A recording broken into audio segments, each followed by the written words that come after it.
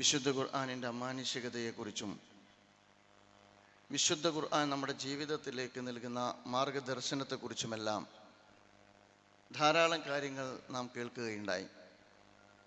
എല്ലാം കേട്ട് വളരെ സന്തോഷത്തോടുകൂടി തിരിച്ചു പോകാനിരിക്കുന്ന എൻ്റെ പ്രിയപ്പെട്ട സുഹൃത്തുക്കളോട് ഞാൻ ചോദിക്കാൻ ആഗ്രഹിക്കുന്ന ഒരു കാര്യം, നിങ്ങളും ഈ ഖുർആനും തമ്മിലുള്ള ബന്ധമെന്താണ് എന്നുള്ളതാണ്.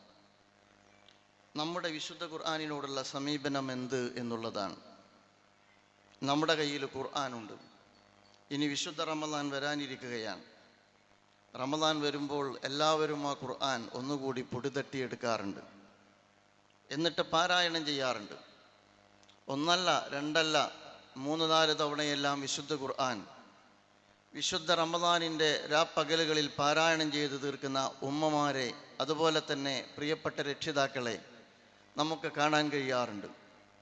എല്ലാവർക്കും ഓരോ മതഗ്രന്ഥമുണ്ട്, നമുക്കും ഒരു മതഗ്രന്ഥമുണ്ട് എന്നതിനപ്പുറത്ത് വിശുദ്ധ ഖുർആനും ജീവിതവുമായി ബന്ധപ്പെടുത്തി നമ്മുടെ നിലപാടെന്ത് എന്ന് എൻ്റെ പ്രിയപ്പെട്ട സുഹൃത്തുക്കൾ ആത്മപരിശോധന കൂടി നടത്തേണ്ടുന്ന സന്ദർഭമാണിത് എന്ന് ഓർമ്മപ്പെടുത്തുവാൻ ഞാൻ ആഗ്രഹിക്കുകയാണ്.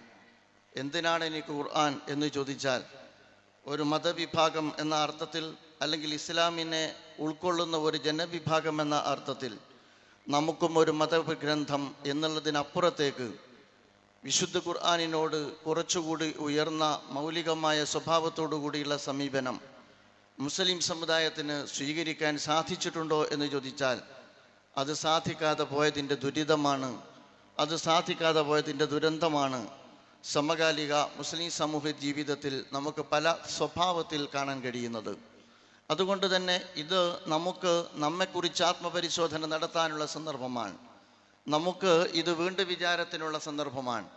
നമ്മുടെയൊക്കെ ജീവിതായുസ്സിന് പ്രിയമുള്ള സുഹൃത്തുക്കളെ ഒരവധി അല്ലാഹു നിശ്ചയിച്ചിട്ടുണ്ട്. ഈ ജീവിതായുസ്സിനിടയ്ക്ക് പല കാര്യങ്ങളും നമ്മൾ ഓരോരുത്തരും ആർജിക്കുന്നുണ്ട്. നമുക്കൊരുപാട് വിജ്ഞാനീയങ്ങൾ കരഗതമാക്കാൻ നമുക്ക് സാധിച്ചിട്ടുണ്ട്. നമ്മിൽ പല ആളുകളും പല കാര്യങ്ങളിലും നൈപുണ്യം നേടിയിട്ടുണ്ട്. ഇതെല്ലാം കഴിഞ്ഞ് അള്ളാഹുവിലേക്ക് യാത്രയാകുന്ന ഘട്ടത്തിൽ, ആ അള്ളാഹുവിനെ കണ്ടുമുട്ടുന്ന ഘട്ടത്തിൽ നമ്മുടെ ജീവിതത്തിൽ നമ്മൾ ജീവിതത്തിൻ്റെ മാർഗദർശനമായി അള്ളാഹു സുബ്ഹാനഹു വ തആല നമുക്ക് അവതരിപ്പിച്ചിരിക്കുന്ന വിശുദ്ധ ഖുർആനിനോട് നമ്മൾ എന്ത് സമീപനം സ്വീകരിച്ചു എന്ന് നമ്മോട് നാളെ ചോദിച്ചാൽ നമുക്ക് എന്തുത്തരമാണ് പറയാൻ കഴിയുക എന്ന് നമ്മൾ ആലോചിക്കേണ്ടതാണ്. നമുക്ക് കഴിയില്ല എന്ന് നമുക്ക് പറയാൻ കഴിയില്ല, നമുക്കതറിയാൻ സാധിച്ചില്ല എന്നും നമുക്ക് പറയാൻ കഴിയില്ല. ഈ കാലഘട്ടത്തിൻ്റെ ഒരു പ്രത്യേകത, വിശുദ്ധ ഖുർആൻ പഠിക്കാനുള്ള ഒരുപാട് അവസരങ്ങൾ ഒരുക്കപ്പെട്ട ഒരു കാലത്താണ് നമ്മൾ ജീവിക്കുന്നത്. എല്ലാ മതസംഘടനകൾക്കും കീഴിലുണ്ട്, ഓൺലൈനായിട്ടുണ്ട്, ഓഫ്ലൈനായിട്ടുണ്ട്. ആ അർത്ഥത്തിൽ വിശുദ്ധ ഖുർആൻ പഠിക്കണം എന്നാഗ്രഹിക്കുന്ന ഒരാളെ സംബന്ധിച്ചിടത്തോളം പഠിക്കാനുള്ള ഒരുപാട് അവസരമുണ്ട്. ഒരുപാട് നേടിയ, ഒരുപാട് സമ്പാദിച്ച, ഒരുപാട് നൈപുണ്യങ്ങൾ ആർജിച്ച, ഒരുപാട് ഭാഷ പഠിച്ച, ഒരുപാട് സർട്ടിഫിക്കറ്റുകൾ നേടിയ, എന്നിട്ട് അള്ളാഹുവിലേക്ക് യാത്രയായിട്ട് റബ്ബിനെ കണ്ടുമുട്ടുന്ന ഘട്ടത്തിൽ നമുക്ക് അള്ളാഹു സുബ്ഹാനഹു വ തആല അനുവദിക്കപ്പെട്ട ആയുസ്സിനകത്ത് എങ്ങനെയാണ് ജീവിക്കേണ്ടത് എന്നതിനെക്കുറിച്ച് അള്ളാഹു സുബ്ഹാനഹു വ തആല നമുക്ക് നൽകിയ ഈ വിശുദ്ധ വേദഗ്രന്ഥത്തോട് നിങ്ങൾ എന്ത് സമീപനം പുലർത്തി എന്ന് ചോദിച്ചാൽ, പ്രിയമുള്ള സുഹൃത്തുക്കളെ, നമുക്ക് കൃത്യമായി ഉത്തരം നൽകാൻ കഴിയുന്ന ഒരു സാഹചര്യം ഉണ്ടാകണം എന്നാണ് ജമാഅത്തെ ഇസ്ലാമി പറയാൻ ആഗ്രഹിക്കുന്നത്. അതുകൊണ്ടാണ് ജമാഅത്തെ ഇസ്ലാമി വിശുദ്ധ ഖുർആനുമായി ബന്ധപ്പെട്ട പഠനം സാർവത്രികമാക്കണമെന്ന് ആഗ്രഹിക്കുന്നത്. അക്ഷരം തൊടാൻ പാടില്ലാത്ത, അർത്ഥം പറയാൻ പാടില്ലാത്ത, ഖുർആൻ ക്ലാസ് എടുക്കാൻ പാടില്ലാത്ത ഒരു കാലഘട്ടം നമുക്ക് കഴിഞ്ഞു പോയിട്ടുണ്ട് എന്ന് നിങ്ങൾക്കറിയാം. ആ കാലഘട്ടം അവസാനിച്ചിരിക്കുന്നു. ഇന്ന് അതല്ല കാലഘട്ടം എന്ന് പറയുന്നത്. ഇന്ന് പഠിക്കുന്ന ഒരു തലമുറയാൻ, വളരുന്ന ഒരു തലമുറയാൻ വിശുദ്ധ ഖുർആനുമായി ബന്ധപ്പെട്ട അർത്ഥാശയങ്ങൾ പകർന്നു കൊടുക്കാൻ എല്ലാ വിഭാഗം ആളുകളും മുന്നോട്ട് വന്നുകൊണ്ടിരിക്കുന്ന ഒരു കാലഘട്ടമാണ്. അതുകൊണ്ട് എൻ്റെ പ്രിയപ്പെട്ട സുഹൃത്തുക്കളോട് ഞാൻ പറയുക, നിങ്ങൾ വീട്ടിലേക്ക് ഇന്ന് തിരിച്ചു പോകുന്നത് ഈ അവാർഡ് ദാനത്തിന് ആശീർവാദം കൊടുത്ത് വെറും കൈയോടുകൂടി വെറും മനസ്സോടും കൂടിയല്ല, മറിച്ച് ഒരു തീരുമാനമെടുത്തുകൊണ്ടാണ്. ഈ വിശുദ്ധ റമദാൻ കൂടി വരുന്ന ഒരു ഘട്ടമാണിത്. നിങ്ങൾക്കെല്ലാവർക്കും അറിയാം, വിശുദ്ധ റമദാനിനെ കുറിച്ച് പറഞ്ഞത് ശഹ്റു റമദാൻ അല്ലദീ ഉൻസില ഫീഹിൽ ഖുർആൻ ഹുദൻ ലിന്നാസി വബയ്യിനാതിൻ മിനൽ ഹുദാ വൽ ഫുർഖാൻ. അല്ലാഹു സുബ്ഹാനഹു വ തആല വിശുദ്ധ വേദഗ്രന്ഥം അവതരിപ്പിക്കപ്പെട്ട മാസമാണ് വരാനിരിക്കുന്നത്. ആ മാസം നമ്മുടെ ജീവിതത്തിൻ്റെ ഒരു മാറ്റത്തിൻ്റെ മാസമായി മാറട്ടെ എന്നാണ് ഞാൻ പറയുക. നമ്മുടെ പഠനം ആരംഭിക്കട്ടെ എന്നാണ് ഞാൻ പറയുക. സ്ത്രീകളാണ് ഒട്ടുമിക്ക പ്രദേശങ്ങളിലും വിശുദ്ധ ഖുർആൻ പഠിക്കാൻ മുന്നോട്ട് വന്നുകൊണ്ടിരിക്കുന്നത്. പുരുഷന്മാർ പലപ്പോഴും വേണ്ടത്ര വരുന്നില്ല എന്നത് നമ്മുടെ അനുഭവമാണ്. എൻ്റെ പ്രിയപ്പെട്ട സുഹൃത്തുക്കളോട് ഞാൻ പറയുക, സ്ത്രീയെന്നോ പുരുഷനെന്നോ വ്യത്യാസമില്ലാതെ മനുഷ്യ സമൂഹത്തിന് അല്ലാഹു സുബ്ഹാനഹു വ തആല അവതരിപ്പിച്ചിരിക്കുന്ന ഈ ഖുർആൻ പഠിക്കാൻ നമ്മൾ ഓരോരുത്തരും സന്നദ്ധമാകേണ്ടതാണ്. അത് പഠിക്കണമെങ്കിൽ അതിനോടുള്ള സമീപനം മാറണം. എൻ്റെ സമീപനം എന്താണ് ഖുർആനിനോട്?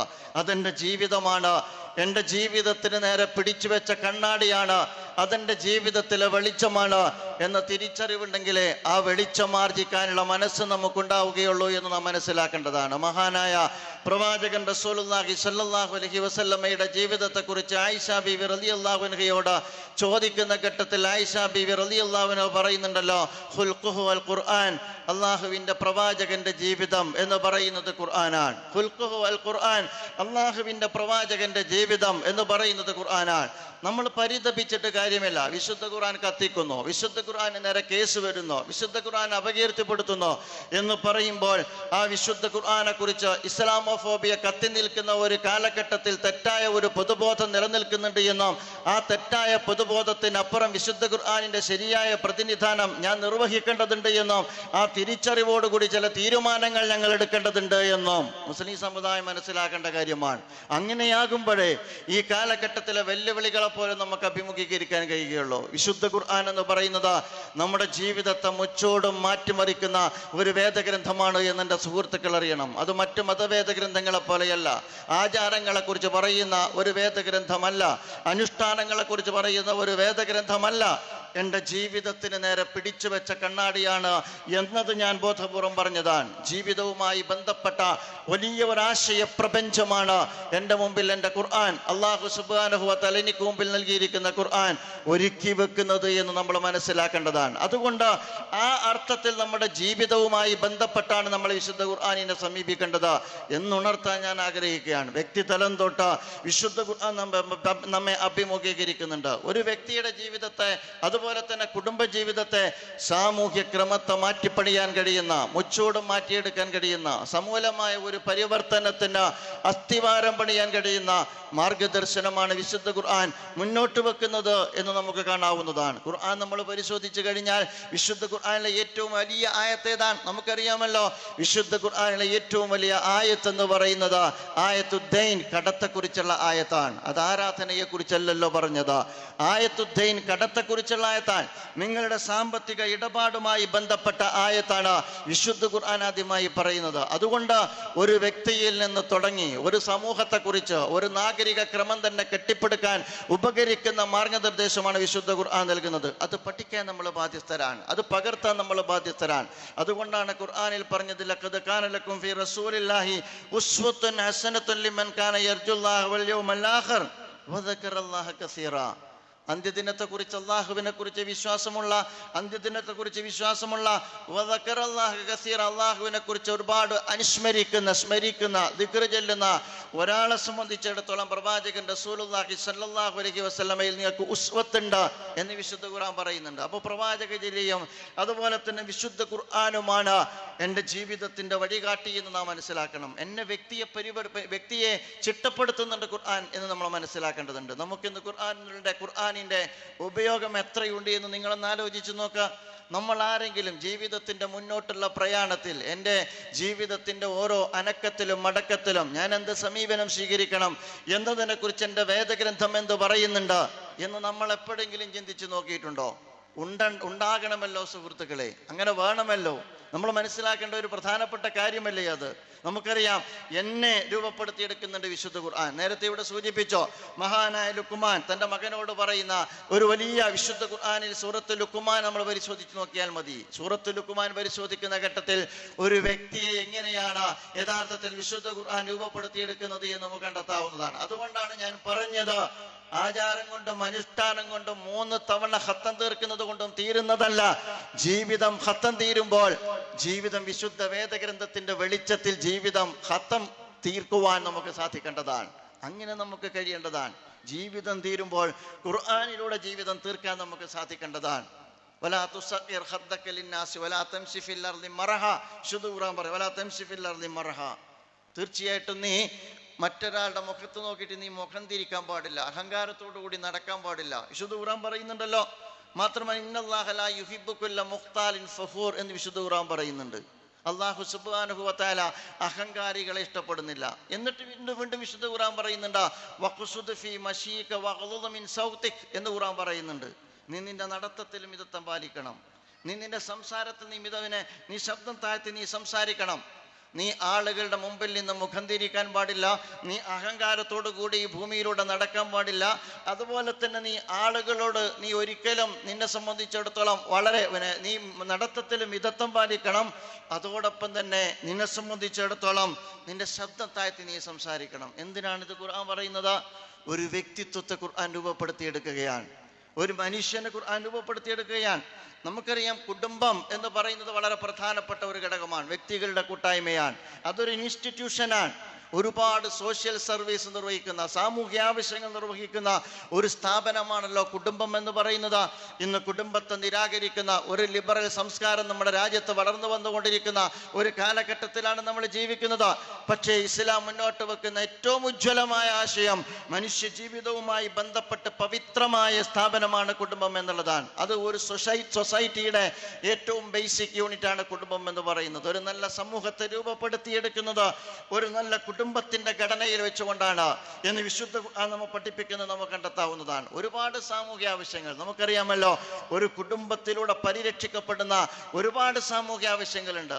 നമ്മുടെ വീട്ടിലെ പ്രായമാറിയ മാതാപിതാക്കൾ ആദരിക്കപ്പെടുന്നത്, അവർ പരിഗണിക്കപ്പെടുന്നത്, അവർ പരിചരിക്കപ്പെടുന്നത്, നമ്മുടെ വീട്ടിലെ കൊച്ചു കുട്ടികൾക്ക് കരുണ ലഭിക്കുന്നത്, അവർ ലാളിക്കപ്പെടുന്നത്, അതുപോലെ തന്നെ രോഗികൾക്ക് ആവശ്യമായ പരിചരണം ലഭിക്കുന്നത്. നിങ്ങൾക്കെല്ലാവർക്കും അറിയാം, ഇതെല്ലാം അടങ്ങിയതാണല്ലോ കുടുംബം എന്ന് പറയുന്നത്. ചുമച്ച് അന്തിയിൽ പലപ്പോഴും ഉറങ്ങാൻ കഴിയാത്ത ഉമ്മാക്ക് കാവലിരിക്കുന്ന മക്കളെ കാണുന്നതാണല്ലോ കുടുംബം എന്ന് പറയുന്നത്. പനി വരുമ്പോൾ ആ പനി വന്ന കൊച്ചു മകനെ ചേർത്ത് പിടിച്ചിട്ട് നേരം പുലരുന്നത് വരെ ഉറങ്ങാതെ കിടക്കുന്ന ഉമ്മയെ കാണുന്നതാണല്ലോ കുടുംബം എന്ന് പറയുന്നത്. ഏതെങ്കിലും ഒരാൾക്ക് എന്തെങ്കിലും സംഭവിച്ചാൽ പുലരും വരെ വെളിച്ചം കാണുന്ന വീടിന്റെ പേരാണല്ലോ ഏറ്റവും നല്ല കുടുംബജീവിതം നയിക്കുന്ന വീടെന്ന് പറയുന്നത്. ഇത്തരത്തിലുള്ള ഒരു മനുഷ്യ ജീവിതവുമായി ബന്ധപ്പെട്ട, സാമൂഹ്യ ജീവിതവുമായി ബന്ധപ്പെട്ട ഒരു സൊസൈറ്റിക്കകത്ത് ഒരു വ്യക്തിക്ക് സംസ്കാര സമ്പന്നനായി വളരാൻ കഴിയുന്ന എല്ലാ അന്തരീക്ഷവും ഒരുക്കുന്ന സംവിധാനമാണ് കുടുംബം എന്ന് പറയുന്നത്. ആ കുടുംബത്തിന് ഇസ്ലാം വളരെയേറെ പ്രാധാന്യം കൊടുത്തുകൊണ്ടിരിക്കുന്നത്. നമുക്കറിയാം, ഇന്ന് ലിബറൽ ജീവിതം സംഭാവന ചെയ്യുന്നതല്ല ഡേ കെയർ സെന്ററുകളിലേക്കാണ്, ഇന്ന് പഞ്ചനക്ഷത്ര ഹോട്ടലുകൾ, പഞ്ചനക്ഷത്ര അഗ്നിമന്ദിരങ്ങളിലേക്കാണ് പണത്തിന്റെ തോതനുസരിച്ച് പ്രായമുള്ള ആളുകളെ പറഞ്ഞു വിടുന്നത്. അതല്ലെങ്കിൽ കുട്ടികളെ ഡേ കെയർ സെന്ററിലേക്കാണ് പറഞ്ഞു വിടുന്നത്. പലപ്പോഴും രോഗിയാകുന്ന ഉമ്മയെ നോക്കാൻ നിങ്ങൾക്കെല്ലാവർക്കും അറിയാവുന്നതുപോലെ ഹോം നേഴ്സിനെ തേടി ഓടുന്ന മക്കളെയാണ് നമുക്ക് കാണാൻ കഴിയുന്നത്. എത്ര മക്കളുണ്ട്? 5 പെൺമക്കളുണ്ട്. എത്ര ആൺമക്കളുണ്ട്? 5 ആൺമക്കളുണ്ട്. ഇന്നാണല്ലോ ഓരോരുത്തർക്ക് 4 മക്കളുള്ളത്. പഴയ തലമുറയിൽ 10 മക്കളുണ്ട്, 8 മക്കളുണ്ട്, 7 മക്കളുണ്ട്. വീട്ടിലേക്ക് ചെന്നാൽ പലപ്പോഴും ആ വീട്ടിൽ ഒരാളുമില്ലാത്ത, ഒരാൾ പെരുമാറ്റമില്ലാത്ത വീട്ടിൽ ഒരു മൂലയിൽ ഒരു ഉപ്പയെയും ഒരു ഉമ്മയെയും ഒരു അച്ഛനെയും ഒരു അമ്മയെയും പലപ്പോഴും അവരെ പരിചരിക്കാൻ ഒരു ഹോം നെയും കാണേണ്ടി വരുന്നത് ഈ വിശുദ്ധ ഖുർആനിന്റെ മൂല്യം ഉൾക്കൊള്ളാതെ പോകുന്നത് കൊണ്ടാണ്. പറയാതിരിക്കാൻ കഴിയില്ല. നമ്മുടെ സമൂഹത്തിന് നഷ്ടപ്പെട്ടുകൊണ്ടിരിക്കുന്ന മൂല്യം അതാണ്. അഗതി മന്ദിരങ്ങളിൽ ഉയർന്നുകൊണ്ടിരിക്കുന്നത് അതുകൊണ്ടാണ്. ഈ കുറച്ച് മുമ്പ് ഒരു എയർപോർട്ടിൽ ഒരാൾ വന്നിറങ്ങി, വൃദ്ധനായ ഒരു മനുഷ്യൻ, അയാളുടെ കഴുത്തിൽ ഒരു ബോർഡ് തൂക്കിയിട്ടുണ്ട്. ആ ബോർഡിൽ എല്ലാ വിവരങ്ങളും ഉണ്ട്. യൂറോപ്യൻ രാജ്യത്തിൽ നിന്ന് അവിടെ നിന്നോ അച്ഛൻ അവിടെ താങ്ങാനാവാതെ വന്നപ്പോൾ, അച്ഛനെ അവിടെ പരിചരിക്കാൻ കഴിയാതെ വന്നപ്പോൾ അവിടെ നിന്ന് നാട്ടിലേക്ക് ഫ്ലൈറ്റ് കയറ്റി വിട്ടതാണ്. അച്ഛൻ വഴിതെറ്റിപ്പോകാൻ പാടില്ല, അതുകൊണ്ട് അച്ഛനെ എത്തേണ്ട ഇടത്ത് എത്തിക്കാൻ ഈ രാജ്യത്തിന്റെ ബാധ്യതയാണ് എന്നുള്ളത് കൊണ്ട് കഴുത്തിൽ അഡ്രസ്, മേൽവിലാസം കെട്ടിത്തൂക്കിയിട്ട് ഫ്ലൈറ്റ് കയറ്റി വിടുന്ന ഒരു സംസ്കാരം നമുക്കുണ്ടാകുന്നത് കുടുംബത്തെ നിരാകരിക്കുന്നത് കൊണ്ടാണ്. അത് ഡേ കെയർ സെന്ററിൽ നിന്ന് കുട്ടികൾക്ക് ആ സ്നേഹം കിട്ടൂല. അഗതി മന്ദിരത്തിൽ നിന്ന് ഒരു മക്കളുടെ പരിചരണം അമ്മയ്ക്ക് കിട്ടൂല.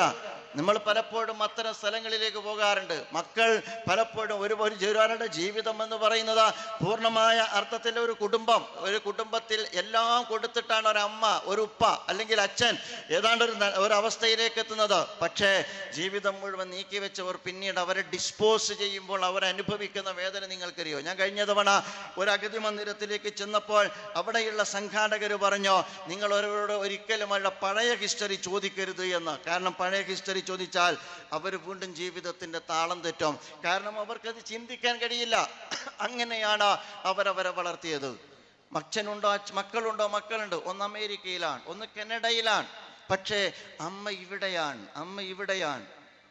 ഒരു വീട്ടിൽ അവരെ വളരെ പ്രതീക്ഷയോടുകൂടി വളർത്തിയതാണ്. ഒരുപാട് കേസുകൾ അങ്ങനെ നിങ്ങൾക്ക് കാണാൻ പറ്റും. പ്രിയമുള്ള സുഹൃത്തുക്കളെ, ഇവിടെയാണ് നമുക്ക് ജീവിത മൂല്യങ്ങൾ പലതും ചോർന്നു പോയിക്കൊണ്ടേയിരിക്കുന്നത്. അതുകൊണ്ടാണ് പറഞ്ഞത് ഖുർആൻ ഒരു സമൂഹത്തെയാണ് രൂപപ്പെടുത്തുന്നത്. വിശുദ്ധ ഖുർആനിന്റെ ധർമ്മം എന്താണ്?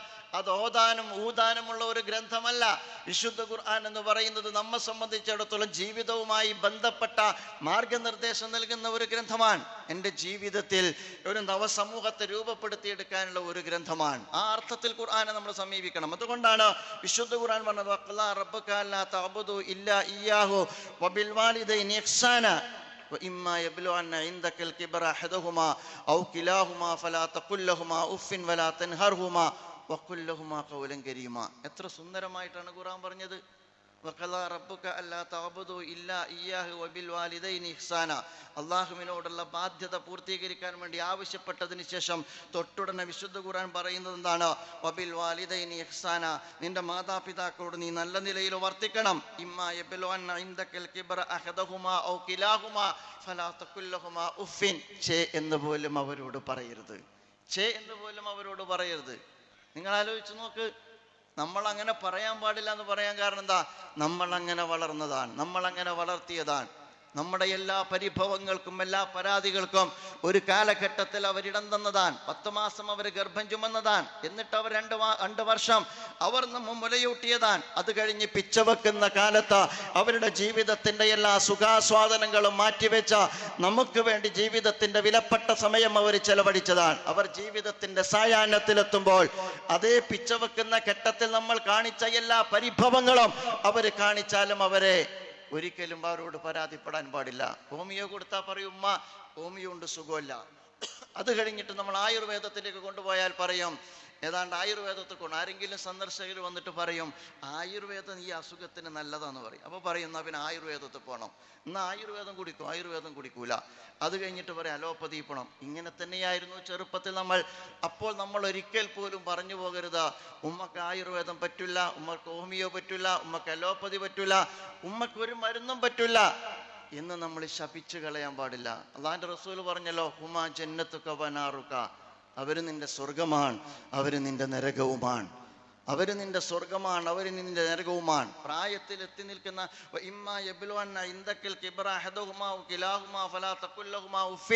എന്ന് പറഞ്ഞതുപോലെ തന്നെ അള്ളാന്റെ റസൂല് പറഞ്ഞു അവര് നിന്റെ നരകമാണ്, അവര് നിന്റെ സ്വർഗമാണ്.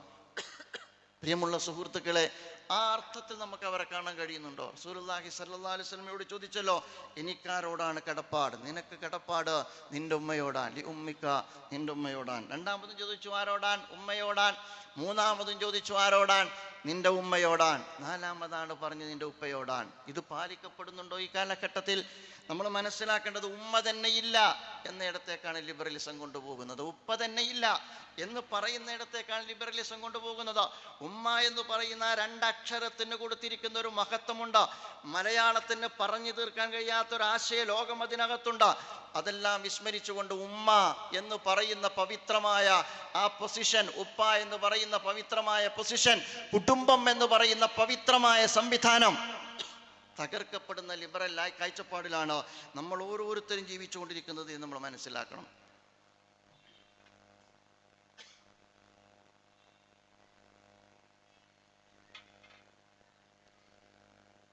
അവിടെയാണ് നമ്മൾ ജീവിക്കുന്നത് എന്ന് നമ്മൾ മനസ്സിലാക്കേണ്ടതാണ്. നിങ്ങൾ ആലോചിച്ച് നോക്കുക, ആ ഒരർത്ഥത്തിൽ നമുക്ക് കുടുംബജീവിതത്തെ കാണാൻ കഴിയേണ്ടതാണ്. നമുക്കറിയാലോ ഇപ്പം ജെൻഡർ ഇവിടെ ചർച്ച ചെയ്യപ്പെട്ടുകൊണ്ടിരിക്കുകയാണ്. ജെൻഡറിന് ഒരു പ്രസക്തിയുമില്ല. ഞാൻ മനസ്സിലാക്കുന്നത് സെക്സ് എന്ന് പറയുന്നതാണ്, അഥവാ ആണും പെണ്ണുമാണ് ഈ രാജ്യത്തുള്ളത്. അല്ലാഹു സുബ്ഹാനഹു വ തആല സൃഷ്ടിച്ചിരിക്കുന്നത് ആണിനെയും പെണ്ണിനെയുമാണ്. ആണിനെയും പെണ്ണിനെയുമാണ് അള്ളാഹു സുബ്ഹാനഹു വ തആല സൃഷ്ടിച്ചിരിക്കുന്നത്.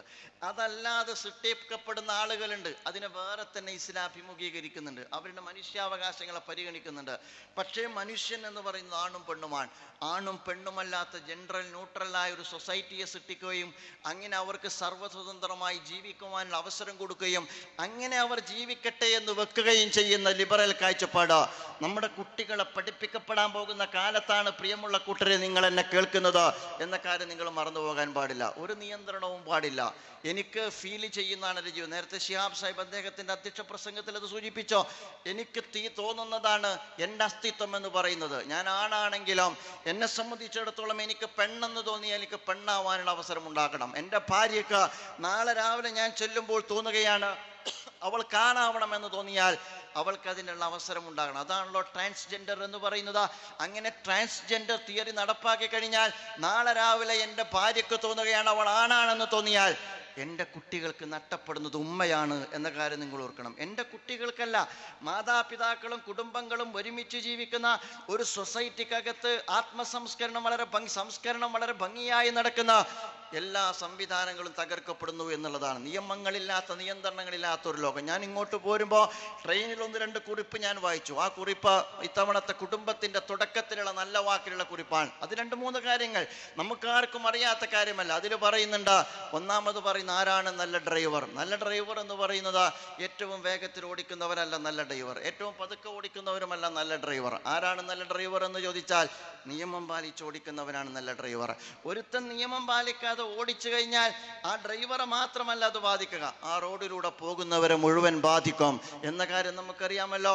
അപ്പോൾ നിയമങ്ങളും നിയന്ത്രണങ്ങളും എന്ന് പറയുന്നത് ഒരു വ്യക്തിയെ മാത്രം ബാധിക്കുന്ന വിഷയമല്ല, ഒരു സൊസൈറ്റിയുടെ സുരക്ഷയുമായി ബന്ധപ്പെട്ട് കിടക്കുന്ന കാര്യമാണ്. അതുകൊണ്ടാണ് നമ്മൾ പട്ടം പറത്തുമ്പോൾ നമ്മൾ പറയും ചരട് പൊട്ടിയ പട്ടത്തെ പോലെയാണോ എൻ്റെ പോക്ക് എന്ന് പറയും. കാരണം എന്താണ്? ഒരു പട്ടം നമ്മൾ പലപ്പോഴും ആസ്വദിക്കാറുള്ളത് നമ്മുടെ കയ്യിൽ നിന്ന് ആ പട്ടം അങ്ങനെ ഉയർന്നു പൊങ്ങി ആകാശത്ത് അത് സുന്ദരമായി പാറിപ്പറക്കുന്ന ഘട്ടത്തിലാണ്. പക്ഷേ ആ പട്ടത്തിൻ്റെ നിയന്ത്രണം എൻ്റെ കയ്യിൽ നിന്ന് പോയോ, അതോടുകൂടി ആ പട്ടം എൻ്റെ കയ്യിൽ നിന്ന് വിട്ടോ, എന്നിട്ടത് എവിടെയും പോയിട്ട് ഏത് നാശത്തിലും പോയിട്ട് അത് കൂപ്പുകുത്തുന്നത് നമുക്ക് കാണാവുന്നതാണ്. ഇത് ജീവിതത്തിനും ബാധകമാണ്. നിയമങ്ങൾ എന്ന് പറയുന്നത്, നിയന്ത്രണങ്ങൾ എന്ന് പറയുന്നത് നമ്മുടെ ജീവിതത്തിനും ബാധകമാണ് എന്നെൻ്റെ പ്രിയപ്പെട്ട സുഹൃത്തുക്കൾ മനസ്സിലാക്കേണ്ടതാണ്. അപ്പോൾ ഞാൻ പറഞ്ഞു വരുന്നത്, ആ ഒരർത്ഥത്തിൽ അത്തരം നിയന്ത്രണങ്ങളില്ലാത്ത ജെൻഡർ ന്യൂട്രലായ അതുപോലെ തന്നെ ജെൻഡർ ഈക്വലായ ഒരു സൊസൈറ്റിക്ക് വേണ്ടിയുള്ള വല്ലാത്ത ശ്രമമാണ് നമ്മുടെ രാജ്യത്ത് നടന്നുകൊണ്ടിരിക്കുന്നത്. LGBTQI എന്ന് പറഞ്ഞുകൊണ്ട് ഈ നാട്ടിൽ അത്തരത്തിലുള്ള വലിയ ആശയ പ്രചരണം നമ്മുടെ രാജ്യത്ത് നടന്നുകൊണ്ടിരിക്കുന്നു എന്നുള്ളതാണ്. മെൻ വിമൺ എന്നതിനേക്കാൾ ഉപരി അത്തരം അസ്തിത്വം മുഴുവൻ നിരാകരിക്കുന്ന ഒരു സമീപനമാണ് നമ്മുടെ പാഠപുസ്തകങ്ങളിലേക്ക് വരെ കടന്നുകൂടിക്കൊണ്ടിരിക്കുന്നത്. അതുമായി ബന്ധപ്പെട്ട് ഇന്ന് ജെൻഡർ ക്ലബ്ബുകൾ രൂപീകരിക്കുന്ന റിസോഴ്സ് പേഴ്സണ് കൊടുക്കുന്ന പഠന സഹായവുമായി ബന്ധപ്പെട്ട ചില ഭാഗങ്ങൾ വായിക്കാൻ എനിക്ക് അവസരം ലഭിച്ചപ്പോൾ ഞാൻ അത്ഭുതപ്പെട്ടു പോയി. നിങ്ങളോട് ഞാൻ പറയുന്നത്, നിങ്ങൾ ഗൗരവത്തിൽ തന്നെ കാണാൻ വേണ്ടിയിട്ട് തന്നെയാണ് പറയുന്നത്. ജെൻഡർ ക്ലബ്ബുകൾ രൂപീകരിക്കാൻ പാഠ്യപദ്ധതിയിലില്ല, പാഠപുസ്തകത്തിലില്ല. ജെൻഡർ ക്ലബ്ബുകൾ രൂപീകരിച്ച് പ്രത്യേക ഓറിയന്റേഷൻ കൊടുക്കാൻ തീരുമാനിച്ചെടുത്ത ലൈംഗിക പൂർത്തീകരണത്തിനുള്ള വൈകളെന്ത് എന്നിടത്ത് അധ്യാപകൻ കുട്ടിയോട് ചോദിക്കുന്നു, എന്നിട്ട് കുട്ടികളെ കൊണ്ട് പറയിക്കുന്നു അതിനകത്ത് സ്വയം ഭോഗമാകാം, അതുപോലെ തന്നെ സ്വവർഗരതിയാകാം, ബൈസെക്ഷുവാലിറ്റി ആകാം എന്ന് പറഞ്ഞ് പഠിപ്പിക്കപ്പെടുന്ന ഒരു സാമൂഹ്യ സാഹചര്യം എത്രമാത്രം ഭീകരമാണെന്ന് ആലോചിച്ചു നോക്കാം.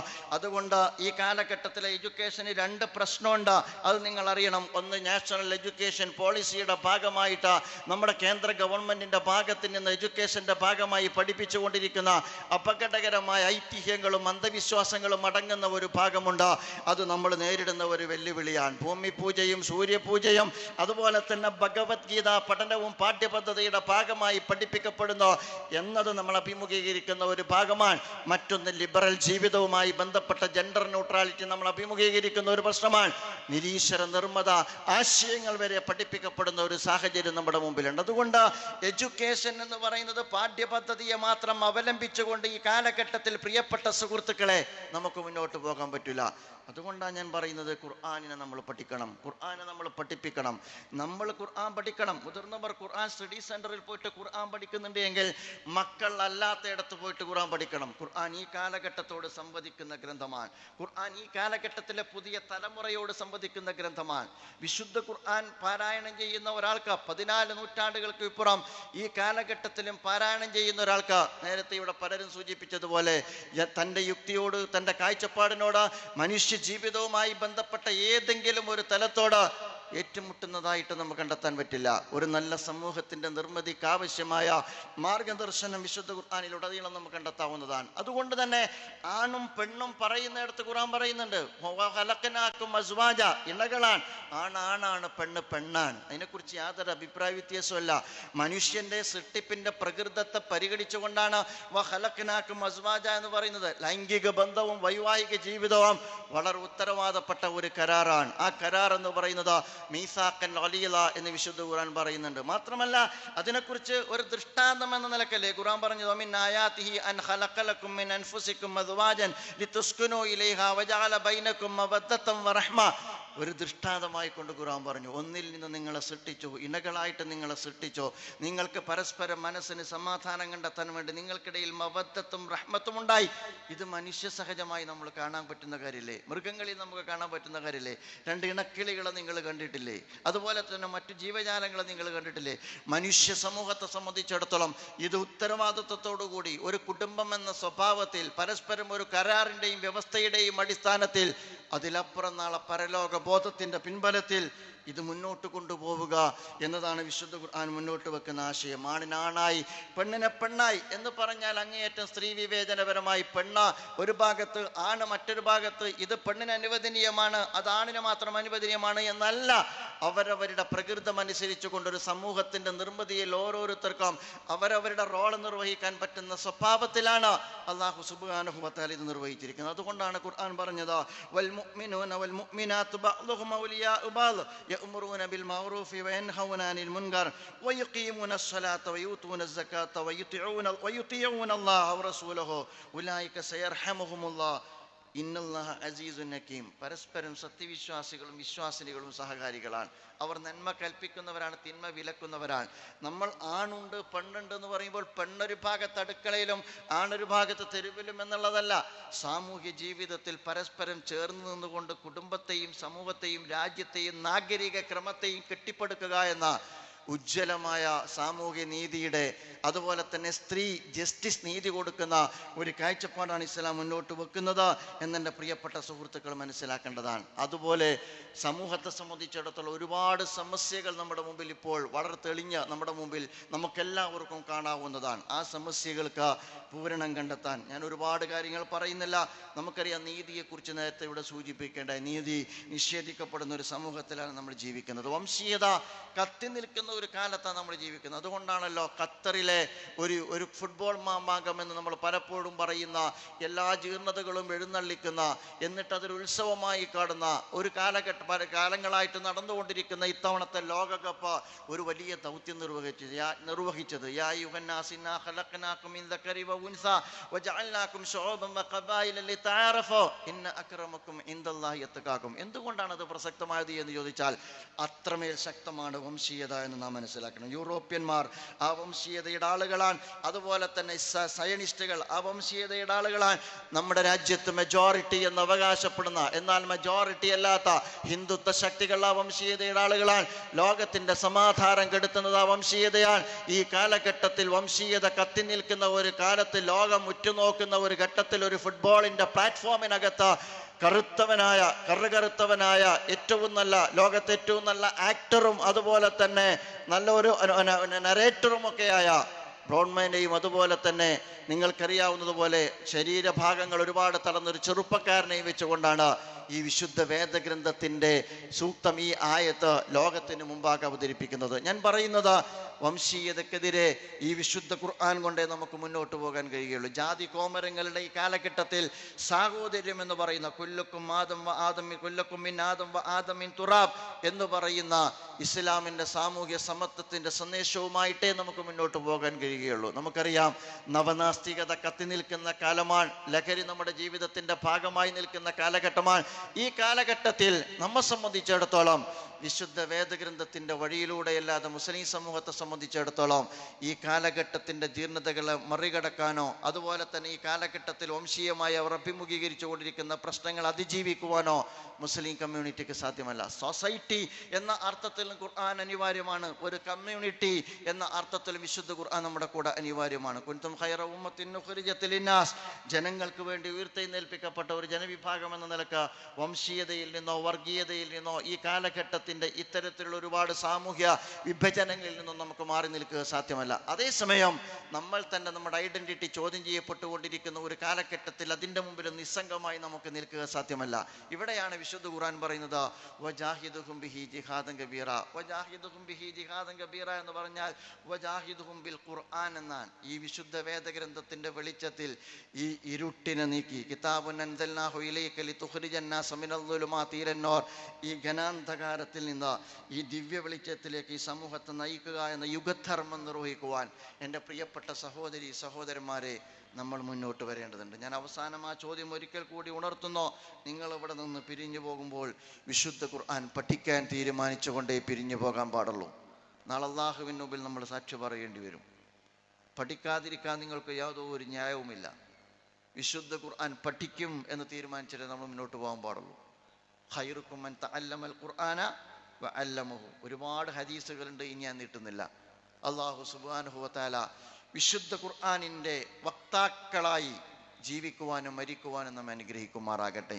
നളവൻ്റെ സ്വർഗീയാരാമത്തിൽ അല്ലാഹു സുബ്ഹാനഹു വ തആല നമ്മെ ഒരുമിച്ച് കൂട്ടുമാറാകട്ടെ. ഈ കാലഘട്ടം നേരിടുന്ന ഒരുപാട് വെല്ലുവിളികളുണ്ട്. ആ വെല്ലുവിളിക്ക് മുമ്പാകെ വിശുദ്ധ ഖുർആൻ മുന്നോട്ട് വെക്കുന്ന ആശയത്തെ സുന്ദരമായി ആവിഷ്കരിക്കാനുള്ള തൗഫീഖ് അല്ലാഹു നമുക്ക് പ്രദാനം ചെയ്യുമാറാകട്ടെ. ഈ കാലഘട്ടം ഖുർആനെ തെറ്റിദ്ധരിച്ചിട്ടുണ്ട് നാഥ.